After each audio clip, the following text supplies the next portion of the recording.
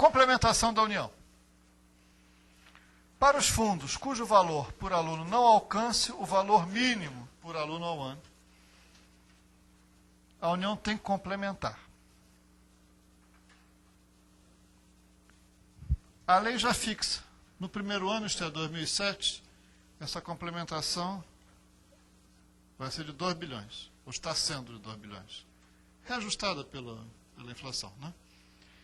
No segundo ano, de 3 bilhões, no terceiro ano, 4 bilhões e meio, no quarto ano, 10% do total dos fundos, da soma total dos fundos.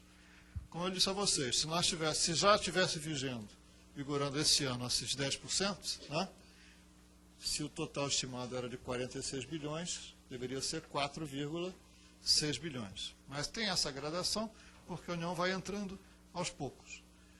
É uma conquista em termos de aporte de recursos da União? Com certeza é. Para vocês terem uma ideia, no último ano do Fundef, no ano passado, a complementação da União foi de 320 milhões. Com o Fundeb agora ela passou para 2 bilhões. Foi uma discussão bastante interessante no Congresso. Houve uma melhoria. Isso vai para o país inteiro? Não. Essa complementação vai só para os estados cujo valor mínimo por aluno é o mais baixo, ou não atinge aquele valor mínimo nacional. Portanto, vocês estão vendo que eu dei 8 estados, não é isso? São 8 estados para os quais vão esses recursos. Os outros não recebem complementação da União. Então, aquele efeito redistributivo, né, do governo federal, da União, entre os entes estaduais, se faz para esses 8 estados. Né? Melhora. Né? No entanto, ainda não é o patamar que nós gostaríamos de recursos de investimento para o país como um todo. Mas isso é uma outra questão que nós vamos aprofundar um pouquinho mais adiante. Não sei quanto tempo eu tenho, mas enfim. Outra coisa.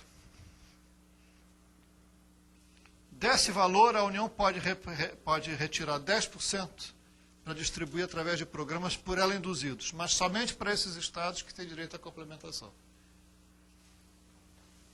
Fonte desses recursos. Isso é que é uma coisa interessante. Foi uma boa discussão.